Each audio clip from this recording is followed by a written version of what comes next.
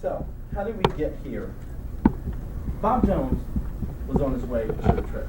Bob Jones was taking a flight. So Bob he's running through the airport, got through security, doubled all that hassle. Runs through the airport, he's going for his plane. He sees one of those scales. You ever see those scales in the airport? I don't know why they have those in the airport. I don't know why you need to know what you weigh just before you get on the plane. But he says, oh, I haven't seen one of these in a while. So he gets on the scale, puts a quarter in. And the scale says, your name is Bob Jones. You weigh 180 pounds.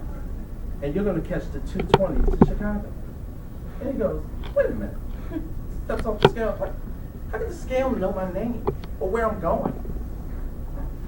So he's like, this doesn't make any sense. So he takes out another quarter, puts it in. The scale says, you're still Bob Jones. You still weigh 180 pounds. And you're still going to catch the 220 to Chicago. He goes, oh, wait a minute, this is ridiculous. Somebody's playing a trick on me. He's looking around, seeing who's watching. He's like, oh, I'll fix that. So he takes his bag, runs into the bathroom, changes clothes, puts on a wig. I don't know why he has a wig. But he puts on a wig, comes back out, puts a quarter in. Scale says, you are still Bob Jones. You still weigh 180 pounds. But you have just missed the 220 to Chicago. What I want you guys to realize is that Bob Jones missed his destination because of a distraction. And what I want you guys to think about is don't let life's distractions take you off course. Now, some of the things are going to give us, maybe reroute us a little bit. But again, if we go back to this mall analogy, we're at the directory, right? And we decide, hey, I'm going to Macy's. But on our way to Macy's, we're past Auntie Annie's Pretzels. You know you got to stop and get one of those, right? So when you stop, that's cool. You can stop.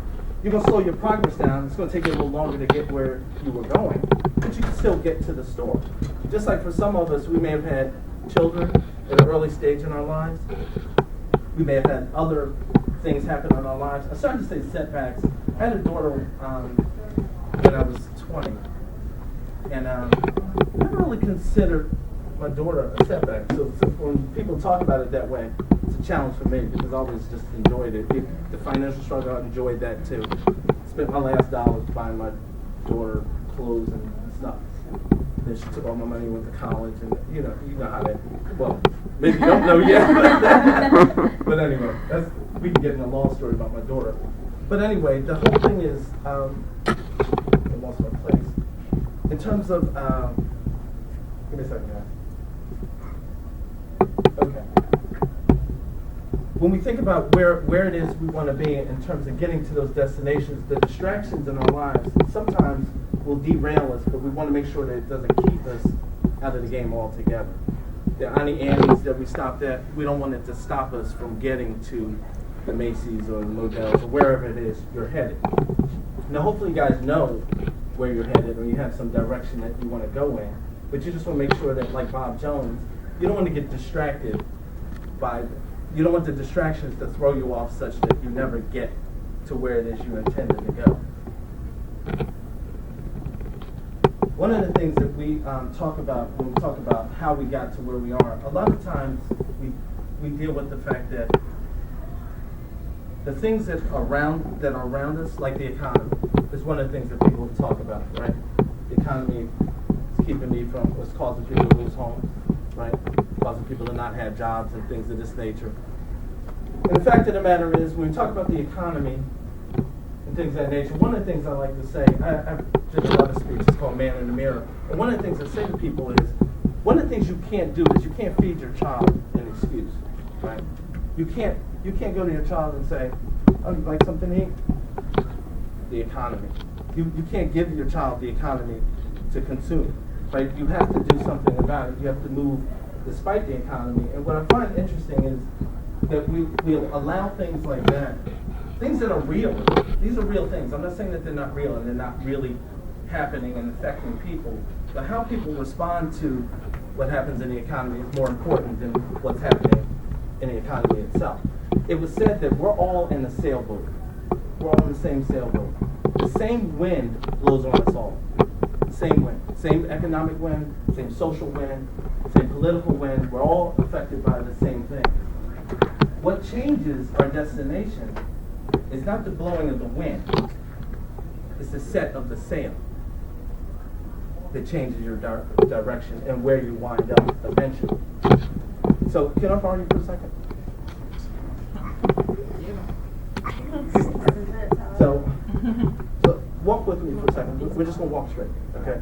So we're walking. We're choosing the same course, right? So we wind up essentially in the same place. So come back with me again. You keep walking straight.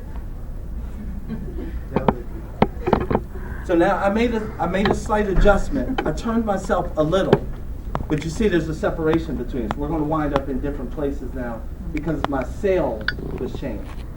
I changed the set of the sail, so now I wind up in a different location. Now we only went a short distance, so we're still not that far apart.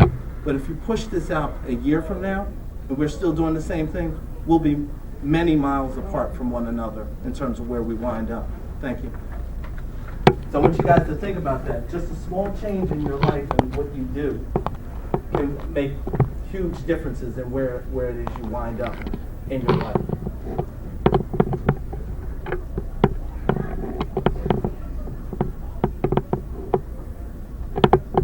Set up the sail makes the difference. It's not the blowing of the wind. One other story I wanted to share with you real quick is when I worked at MBNA, there was a guy there that I met at MBNA. MBNA was a credit card company, or a bank, if you will. And one of the guys I met there, we would see each other all the time and speak. And he said to me one day, when we finally introduced ourselves to one another, he said, "Man, where you work at?" I said, "Oh, I'm up in distributed systems. I was in a division where they developed software for the bank." And he said, "Oh man, I always wanted to work in systems." I said, "Oh, really?" He said, "Yeah." I said, "Oh, well, what do you do here now?" And he said, "Well, I work in the mailroom." I said, "Oh, okay." I said, "Well, how long have you been at MBNA?" He said, 7 or 8 years. And that's really a key there, that 7 or 8 years, and I'll get back to that in a moment. But he said, he'd been working there about 7 or 8 years. I said, "Wow, that's cool." I said, "Well, did you always work in the mailroom?" He said, "No." He said, "But I always stayed," his words, "I always stayed in minimum wage position." His words. I said, "Why is that?" Anyone want to take a guess at whose answer? Anyone want to take a stand? That's actually that probably is a bigger reason, but that wasn't the reason he gave. He actually gave another one. Degree. He said, "I don't have a degree." So I looked at him and I said, "I don't have a degree." I didn't have a degree at that point. So I said, "What? Oh man." He's a real animated character. "Oh man, you kidding me?" I said, "No, seriously." I said, "I don't have a degree." He said, "You're in systems without a degree?" I said, "Yeah, I'm in systems without a degree." He said, "How'd you do that?" So I applied for the position and I got it. I've never lied on any resume or anything like that. Never needed to. Doors open up. You just got to knock. Be willing to knock, regardless of what someone tells you. They tell you you're not qualified. Knock anyway. What difference does it make? Why tell yourself no? Let them tell you. So I told him, I said, "Yeah." I said, "I'm in systems." He said, "Oh man, I always wanted to do that, this, that, and the other." I said, "Listen, do this." Well, I said, "What do you want to do in systems?" I said, "You want to be a programmer? You want to be a database administrator, project manager? What do you want to do?" He said, "Oh, I don't know. I never really thought about it." I said, "All right, do this. Research some opportunities. Look up programming. Look up these different things. Let me know what it is you want to do." I said, "Come back to me, and what I'll do is I'll put you in front of a first vice president in whatever area you want to be in. Whatever area, whatever division, I'll get you in front of." "What? You do that for me?" I love it. Anyway, he said, "What? You'll do that for me?" I said, "Yeah, I'll do that for you." And I was taking a huge risk because I didn't know him. I was only speaking to him. So I was getting ready to attach my reputation to him. But anyway, so I did that. What do you guys think happened? What did you say? I don't know. Because I was thinking of positive, but I'm saying he probably never got back to you. He did. Yeah, And someone said to me, I've shared this story before, someone said, "Oh, well, he probably just forgot." Well, no, he didn't forget. Because I see him in the hall and be like, "Yo, I ain't forget. I ain't forget you." But he never came forward and did it. So the thing is, and not to beat up on his situation or him as an individual, but one of the things I wanted to point out was he wasn't being honest with why he wasn't where he wanted to be. It wasn't the degree. First of all, MBNA would have paid for his school. Their tuition reimbursement. Now maybe he couldn't put the money up front, but they had tuition reimbursement. He could have done it. I mentioned the 7 or 8 years. I said that was significant. MBNA through the 80s was the second fastest growing company in the country. The only company that grew faster than MBNA was Microsoft. When MBNA moved to Delaware in 1984, they had 150 employees. When I got there in 2000, they had 28,000 employees. They spent money. In the middle of that recession, they were spending money like someone was trying to take it from them, and they needed to get rid of it really quickly. They took 500 of us to the movies in the middle of the day. That's the type of company he worked for. And the point that I wanted to make about MBNA and where they were is they were growing so fast that the only way to stay in a minimum wage position is you had to avoid every opportunity that came down the pipe in your direction. Because we had janitors there in the company that became first vice presidents that were making $250,000 a year just because of the growth of the company. The growth of the company alone should have elevated him, and he was avoiding. I mean, if you're standing in the ocean, you gotta get wet eventually, right? But he didn't do that.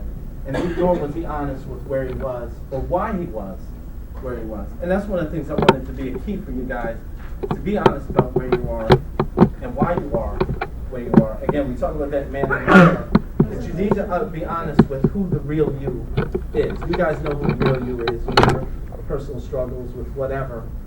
And your successes, you know what you're strong in. So you guys want to embrace those things and recognize where it is you are so that you can have the success you desire to have. So the question is, let me share this other quick story, because I briefly talked about the economy.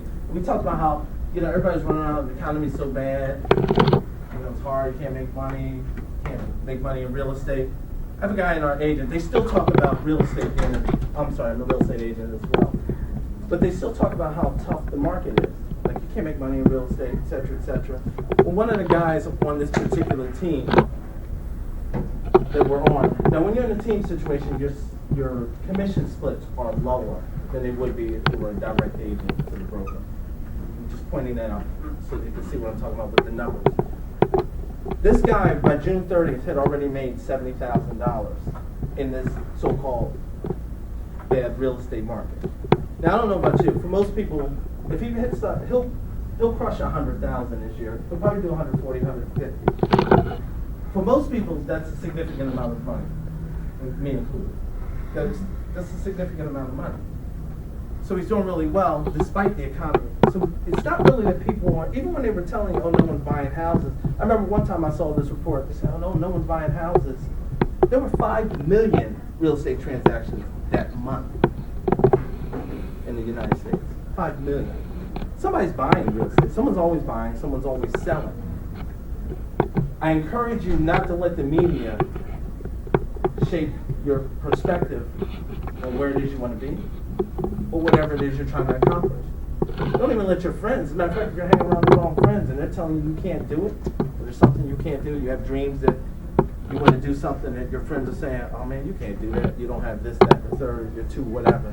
And we talk about this all the time. You're too short, you're too tall, you're too dark, you're too light, you're too fat, you're too skinny. There's always something that someone wants to hang a label on you to keep you from getting to where you want to be. The fact of the matter is you can get to anywhere you want to be as long as you're willing to do what it takes to get there. Back to the directory, there's no one stopping you. When you get into that mall of your life and you're standing there where it says you are here, no one determines what store you go to. Only you do. You get to decide where it is you want to go. No one makes that decision for you. You guys have to make that decision.